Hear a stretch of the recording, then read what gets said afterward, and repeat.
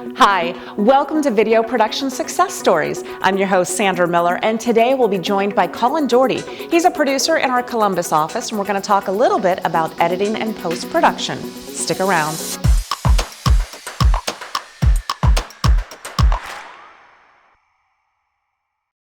Hi, thanks for joining us again. We're joined by Colin Daugherty, producer in our Columbus office. Hi, Colin.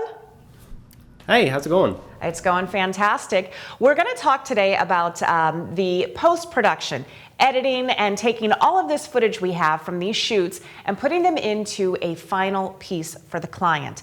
That is a lot of what you do. You're a bit of the post-production genie, if you will, correct? Yeah, I guess so. Yeah, that's what we're going to call you from now on. So you have been doing a lot of amazing things. You do a lot of animation. You do a lot of bells and whistles that like really make the videos pop and give them that final polished look. You've been working on one client's project for quite some time for a heating and cooling company, and you've been doing a lot of really neat stuff with that. Can you tell us a little bit about that project? Yeah, sure. So this is a client that that came to us in the beginning of 2020, and we do one TV ad for them every month.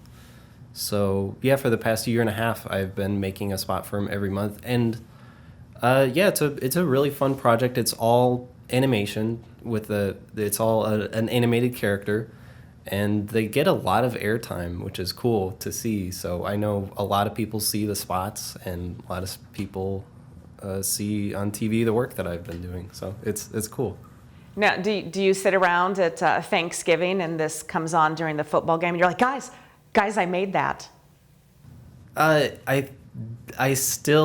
don't get that opportunity. I don't know why. I'm cursed. I never get to like see my spots actually on TV. But I know people have seen them, and some people are like, hey, I always love to see where the character is going next. So. Well, I've seen the spot several times, so you're just turning your TV on at the wrong time, I think. Yeah. What is one of the things that I always, you have all of these different cameras, all of these different shot speeds. How do you take all of that into your editing studio and make all of these things work and piece it all together smoothly? Right. So when it comes to editing a bunch of different cameras together, typically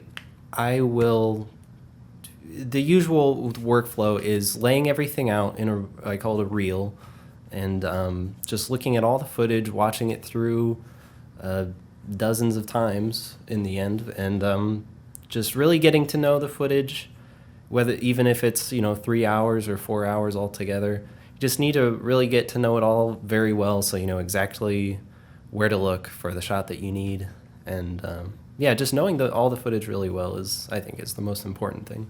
So when you say knowing all the footage really well, do you take every single piece of footage? Like, say we shot 8 hours of footage on all these different cameras. Do you sit and watch all 8 hours? Do you do it once? Do you do it twice? How do you do this? Well, you do end up watching it all through over and over again, not just sitting there and watching it with a bowl of popcorn, but when you're looking for something and you keep scrolling through the footage, you do end up watching it dozens of times. So pick out all your favorite parts. Do you watch video footage and you think that shot's really cool, I'm going to build everything so that I can put that one shot in this video? Oh yeah, there's definitely the shots that's like, yeah, that's going to be the keystone. I really need to put that one in a very impactful place in the video. So, yeah. Well, I know you do a lot of animation. This heating and cooling company, the commercials are fantastic. They're all animated. Is there one animated project besides this one that really sticks out in your mind that maybe was one of your favorites? Yeah, so like the character animation stuff, I have to try really hard at because it's not easy for me. And whenever I'm animating the character, a lot of it is me just sitting and like actually acting out the things that he's doing and seeing what would feel and look natural.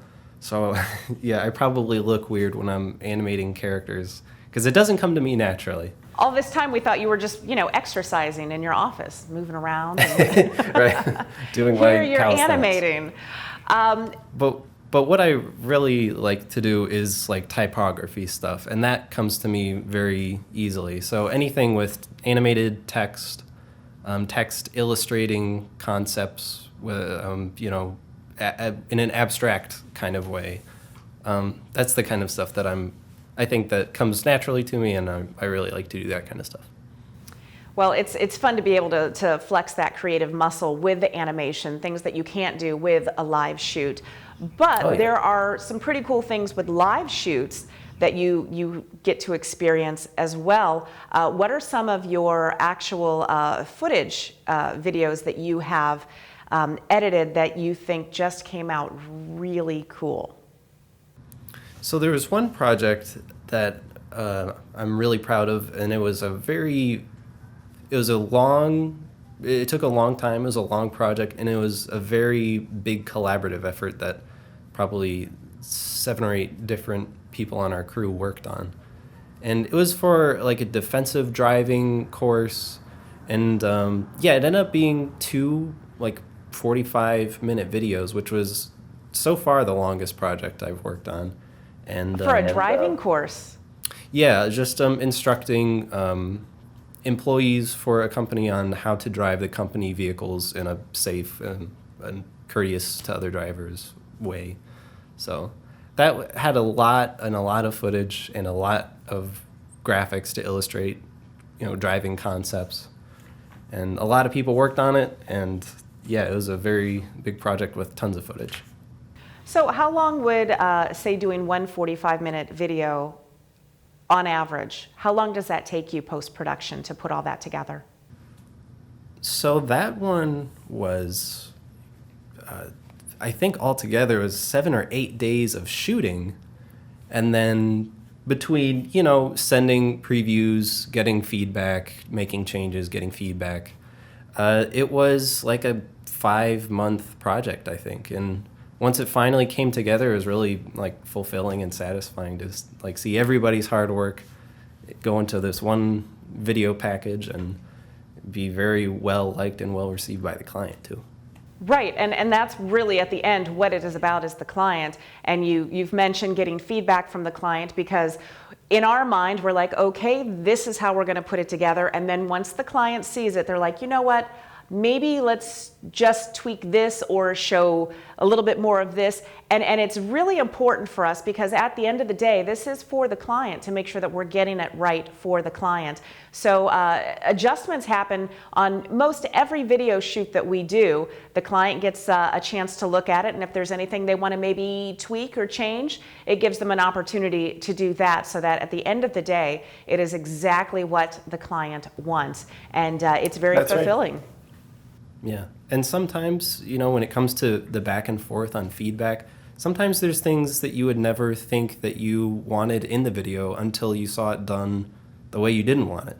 So part of the process is, sometimes giving them something that, may or may not work. But then once they see it, they're like, oh, wait, no, I don't want that. I know I want this now. And that's part of it. And you don't take it personally when you get feedback. It's like, yeah, well, we're honing in on what the final product is going to be. And that's kind of when you're making a stew and you put some things in, and then when you taste it, you think, maybe next time I won't use that one, I'll use this herb instead. Right. Same thing with video production. And lucky for our clients, we have great people like Colin in the studio working on their videos. So Colin, thank you so much. I know you're really busy and just editing your little heart out today. So thank you for taking some time and joining us in studio. Yeah, thanks for having me. I'll see you guys at Akron at another time. I hope so. And of course, all of you watching, thank you for joining us. I'm Sandra Miller, your host. This is Video Production Success Stories. Make sure you subscribe to our channel for more. Check us out on Facebook as well at Jumpstart Video. We'll see you next time.